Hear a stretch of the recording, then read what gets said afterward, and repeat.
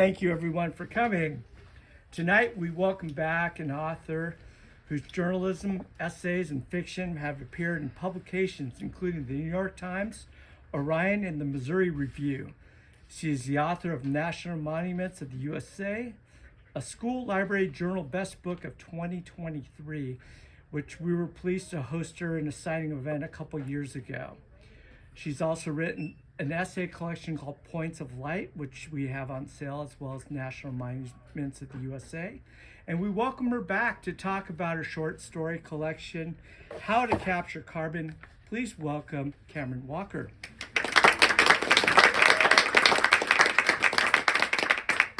Joining Cameron tonight is my dear friend David John Palladino, otherwise known as DJ. He's the former arts editor at the Santa Barbara Independent, and he is the man, either you can praise him or blame him for this. He's the man that brought Nick Welsh to the Santa Barbara Independent. So, depends on what side of the spectrum you're on, I guess. DJ is also the author of two wonderful novels, Nothing That Is Ours and Werewolf, Texas. We do have his books over. Please welcome DJ and take it away. Thank you, Michael. It was very nice. Ready? Surprise is one of the best tricks that a writer can use. Whether in mysteries where the secret ending, and whether in suspense where something is being held away from you, or even in poetry, which the psychotic American poet Robert Lowell once described as any clear thing that blinds us with surprise.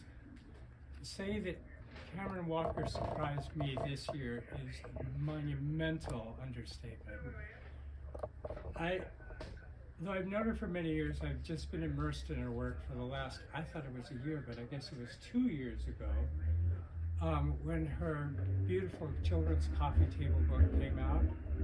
And then one of the favorite books at the Mesa bookstore is her book of nonfiction, which juxtaposes things like her family and science and astronomy and sea creatures, which is something you pick up in this book too. But this book knocked me on my butt. This book with the amazing juxtapositions in it, from truths to magic to surreal moments to suspense and horror, from nice stories like The Coat, which Joe Magic and I love, to the really frightening title story. And I described Cameron as having a terrifying mind this week, and she's going to prove it soon. Nobody knows where else would say that except for reading in these stories. I just want to say this is a great book.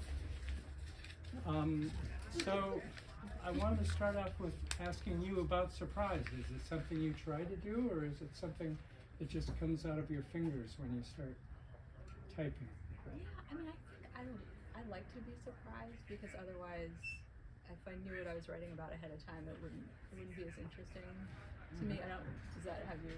Yeah. Do it too? Yeah, I guess so. I mean, I want people to go, what? But you do it you've done it in all your work, right? Yeah. I mean, did it in nonfiction, you're doing it in... Yeah, I guess. I mean, in nonfiction, it's a little different, because sometimes you do know where it's going, or you've done the interviews and you know what people say. But even in an interview, it's fun when someone comes out with something that you didn't think they were going to say. So, yeah, I mean, I think I do really like surprise, and I like it when I'm reading and when I'm writing. At what point in your life did you decide that you were going to be a writer? Oh, I always liked to write, and I did, as a little kid, I would make these little books, and I wrote one about a deer, I think, and a squirrel. But then I didn't write for a long time until maybe college. I started to get back into it, and actually, my dad all along had said, there's this great science writing program at UC Santa Cruz. You like science and you like writing, I think you'll really like this program. And I was like, oh, Dad, no, you don't know me. And then, of course, after I graduated and was out of school for 4 years, I thought, oh, that program at Santa Cruz really sounds like a great idea. Thanks, Dad. So you went. So I went. And so I've been ever since. So it was like an MA program that you did. Yeah. And did some of your earlier? Well, actually, I should back up a second. You told me once that you started loving fiction first. I did. So did you start writing fiction before you did that? Yeah, I did start writing fiction before that, but it never really went anywhere. I submitted all over the place and got so many rejections, and then being in the nonfiction program, I just got more practice, and it was easier for me to kind of find my way in. And was it easy to find publisher when you were doing these stories, when you were doing science writing? Well, I guess easier because there was more of a clear channel, like you pitch an editor of a magazine, or I had magazine internships, and I got to know people that way, so it seemed like the path was a little clearer. This must be pretty astounding to you. This is the year of Cameron Walker, right? And you're still kind of bouncing up and down with the joy of publishing the award-winning Points of Light, and then this, which was a book that she told me she had written, and I used to bug her every time I'd see her, like, is it out yet? Is it out? So it took a while for that to come out. It took a while for that to come out, yeah. Yeah, I mean, it was much more fun than people said, once you have it in your hand, it's going to be amazing. And there was something about, it's actually a thing that you can carry around, which is so awesome. But really the fun part is this kind of thing. Like, it's been so nice to meet people and talk about writing and talk about books other people like. So that's been even more fun than the actual book, I think. Opening the box and finding the book. Yeah. Because there was part of it too that was like, oh my gosh, I'm a little scared to read it. Yeah. So we decided that rather than go through all 12 of the stories in this, we would concentrate just on one story.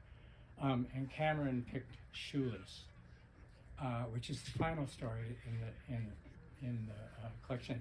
I'm going to read the opening of it, but fear not, she's going to read later. Have you picked out something? Yeah. Okay, I'm proud of you. That's good. Shoeless. When the mother went outside to get the paper on Sunday morning, she saw that the shoes were gone. Not just a single pair, all of them. The flip-flops her husband wore to water the plants that the mother planted and then neglected. Her husband's work boots and the motorcycle boots. Her own running shoes, the old pair and the new pair. Sensible closed-toed shoes she wore to the lab. The kids' shoes were gone too. There were so many of them. There had been, anyway, sneakers and soccer cleats, plastic clogs riddled with holes like Swiss cheese, a hand-me-down set of penny loafers with 1 penny in the slot of the right shoe. There had been cowboy boots with tiny lights that illuminated with each step, water shoes, and high tops and jelly sandals. Their front porch usually looked like the shoe section of the thrift store, which is where many of them came from anyways. She had 4 of them, children that is, and their feet refused to stop growing along with the rest of them, so there was no use getting anything new. The mother knew that was the idea with kids, that they grew. She called back into the house. No one answered. Over her shoulder, the children slumped in various states of wakefulness at the long table. Hey, I'm serious. Where are the shoes? So, without too many spoilers, do you want to explain the story? Can you do it? Can you summarize it? Sure, it's about a family that loses all their shoes. Thank you, and good night, everybody. But you don't want to go any further. Huh? Well, I'm I counting guess on you here. we were talking about where it came from, and I was in a writing class at the time, and the prompt was write about something essential that disappears. And I thought, oh gosh, what am I going to do? What am I going to do? And then some of the people here have been to my house, so I walked out the front door and thought, oh my gosh, what would happen if all these shoes disappeared. And so that's kind of how the story started. And then I kept thinking of like, well, what situations would that be hard in? What if you tried to go to the store? What if you tried to go to work or go to school? And so that's kind of how the story moved along. But it moved, and I don't want to give any spoilers either. It moves along to really interesting places, and it's usually by kind of X-raying in on things and then kind of looking back out. How did that happen? Did the characters make you go different places? Or? Oh gosh, it was a little situational. Like, what's the next hardest thing that's going to happen? Or Yeah. And then the characters. Yeah, it was a little bit looking at the character of the mother and why it's so upsetting to her not having these shoes. Yeah. And kind of slowly burrowing into that. And the ingenious ways that they come up with, or the haphazard ways To try to find shoes. Yeah. Yeah. Yeah. Yeah, we should say that in many of these stories, if not all of these stories, magic sort of appears out of nowhere. Do you believe in magic? I think so. Really? Yeah. Really? Yeah, although I think it looks a lot like real life too. Magic, your magic looks Yeah. like real life, the magic in this story. Yeah. I love the direction it takes, and the ocean figures in the story, and the ocean figures in a lot of your stories, and in your nonfiction as well. Is there something about the ocean that keeps drawing you to it, or? Yeah, I love the ocean. I love being in the ocean. I love surfing, swimming in the ocean. So, and it's great, especially during the pandemic when a lot of these stories were written. We would take a walk every morning because we kind of needed a routine. So every morning we'd walk down to the water, and I think that the rhythm of that got into the stories a little bit. But in the nonfiction as well, you did stories about coming over the hill and seeing the ocean. Yeah. When I think the nonfiction, a lot of that started when we moved to Santa Barbara. So it was I think kind of learning the ocean was part of that book too. Yeah. Well, at this point, I'm going to ask Cameron to read from this story, and then we'll do Q&A from the audience. Help people who know her ask questions better than I do. Okay? Sure. All right. Yeah. So they're still looking for the shoes, and they're in the Oh, attic. in this story. Yeah, in this story, looking for shoes. Yeah, we're still looking for shoes too. I guess maybe I should say the shoes were important because I feel like none of my kids really like to wear shoes, so shoes were always an issue. Like, we'd show up somewhere without shoes or with one shoe, so they're on my mind a lot. Anyway, okay. Her husband turned back down the ladder. "This isn't funny anymore, you animals," he called down to the kids. "Where did you hide the shoes?" Of course, the children had taken them. Her husband always thought of the straightforward solutions that she missed. The twins had once hidden a babysitter's shoes in an attempt to say they didn't like having a babysitter, although the effect had been that the sitter had to stay 20 minutes longer while she and the parents searched the house for a pair of olive suede Birkenstocks, size 46. The mother had paid the sitter overtime for the shoe hunt. Until that moment, the mother had not realized what large feet the babysitter had.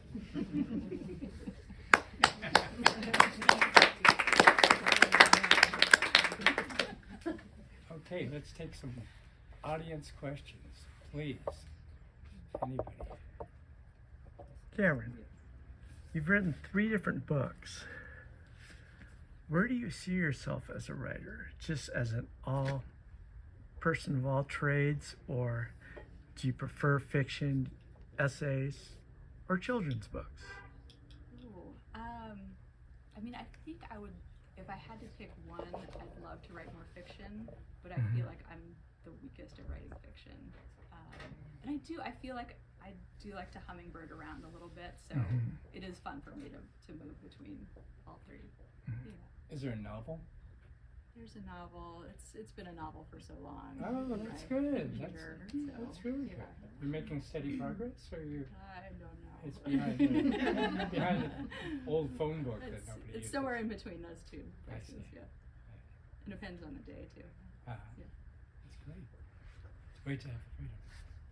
Yes. I had this joke that you had created something called magic surrealism, rather than magic realism. But this is a serious question.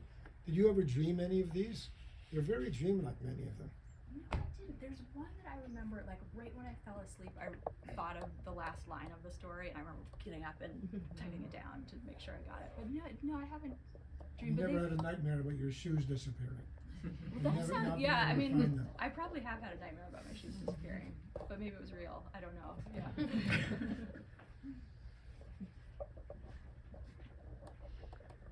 Any other questions? Yes. Well, I asked my question before we started the video, which is kind of a book event party foul, I think, but she didn't get time to answer much. So,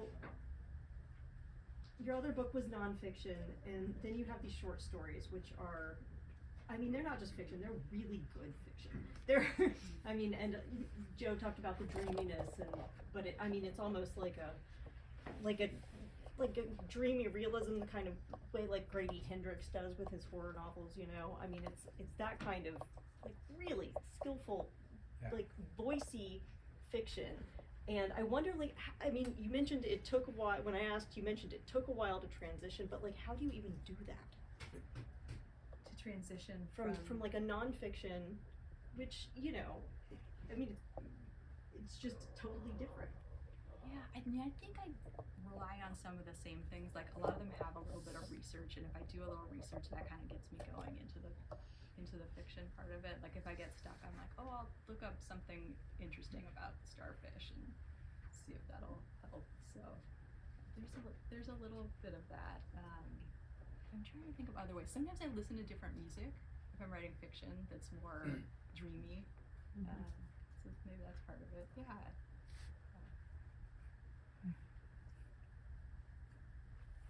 What does the title mean? It's the title of one of the stories, and in the story, there are kids going to middle school who are learning how to capture carbon.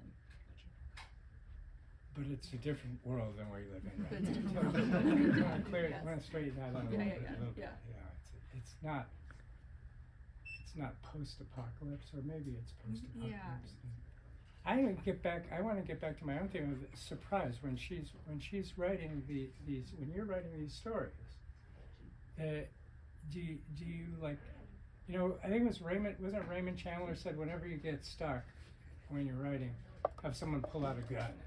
And I feel like that's what you do Walk with through these. the door with the gun. That's right, man with the door. Walks through the Joe door. Brody walks in the door with a gun. But that's what it feels like to me. Do you do sometimes you stop and say, how weird can I be now? Yeah, I mean, I guess I don't know if I say that, but I'm definitely like, I'm stuck. What should I do? Someone should walk in the door with a magic wand. There we instead go. of a gun. It's a good replacement for a 45. Be more fun. Yeah. Go ahead. Is there a theme for the stories?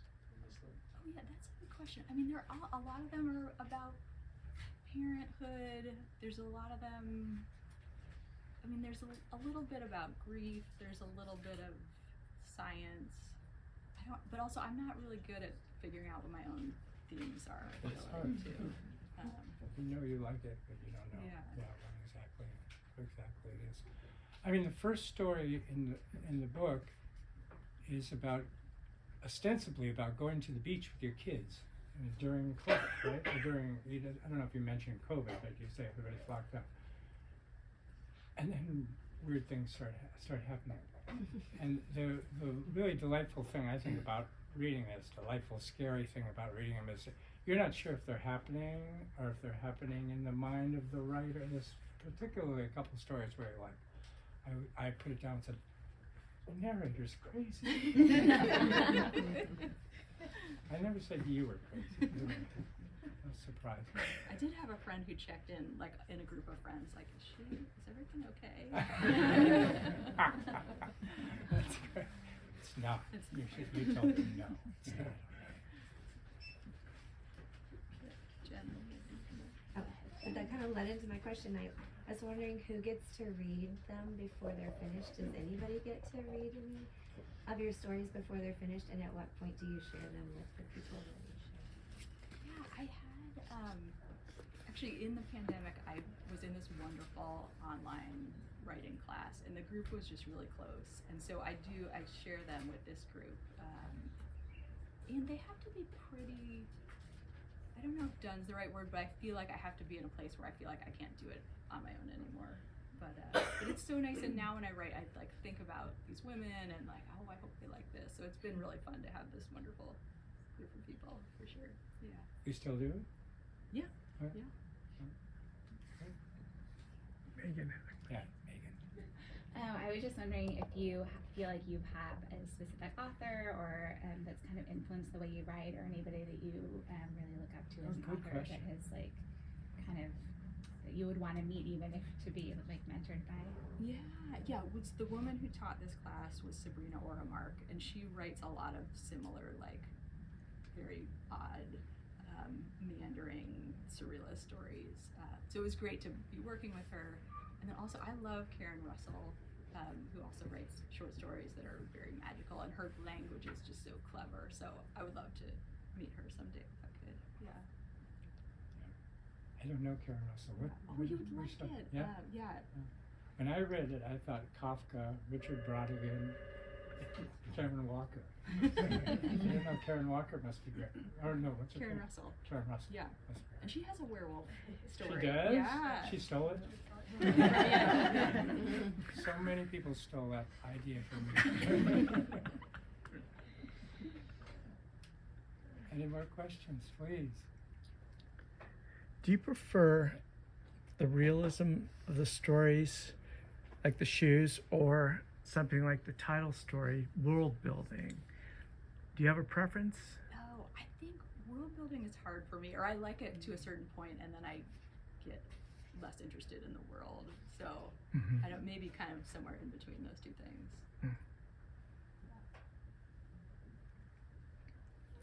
What was your most favorite one to write? What was one that felt Oh.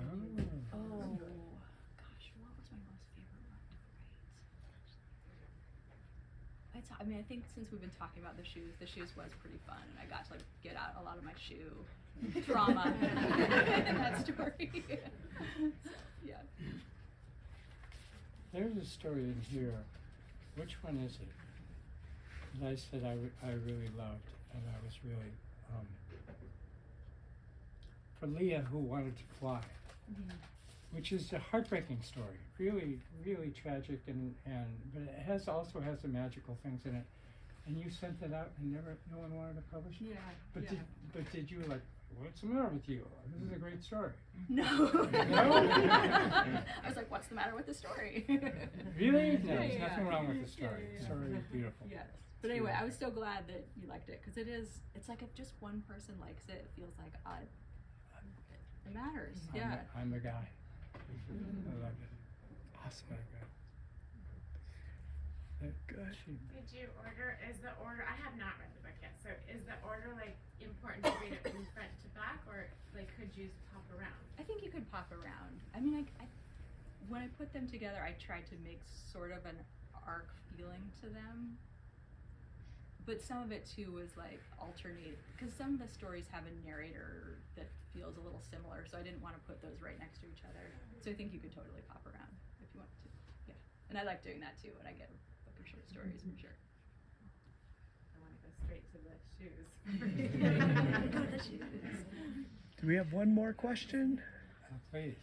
I was curious how to Capture Carbon. It was one of my favorite short stories that you've written, and I remember reading it during a terrible time for everybody when you posted it or posted it. How did you come up with that to be the title, or did you? Oh, I'm trying to think. I think I liked the idea of there's something about a story that's trying to capture something, so I thought that could be good in the title too. I'm trying to think if there was more to that. Well, and then also, so the publisher of these books, the same illustrator illustrates all the books they do, and so when I saw this picture too, I was like, oh yes, okay, good title, going with the picture. So that was really exciting. Well, How to Capture Carbon is her book. Thank you, Cameron Walker, for joining us. Great. And thank you, DJ.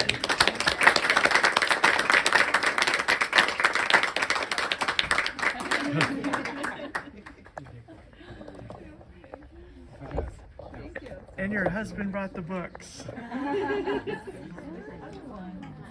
Hence my question.